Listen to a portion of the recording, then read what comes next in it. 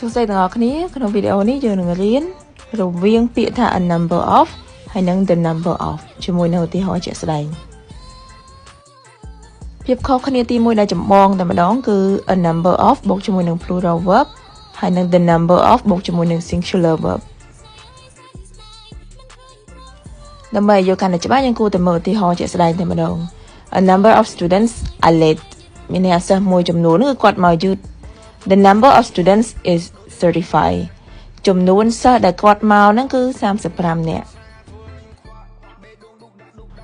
សិស្សមួយចំនួនដូចនឹងពាក្យថា some តែពេលចំនួនសិស្សសំដៅលើតួលេខតែម្ដងតួលេខសិស្សដែលមករៀនគឺ35តែពេលសិស្សមួយចំនួនគឺសិស្សមួយចំនួនណានោះមកកញ្ចប់នោះឬក៏មកដុំណានោះហ្នឹងគឺអាចមានចំនួនច្រើន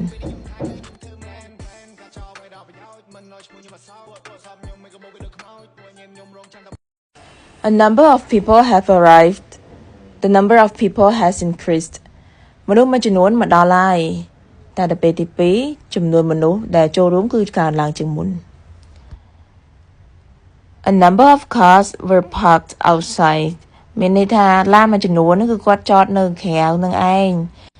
The number of cars in the lot is 50. តែចំនួនឡានដែលចតនៅក្រៅនោះគឺចំនួន50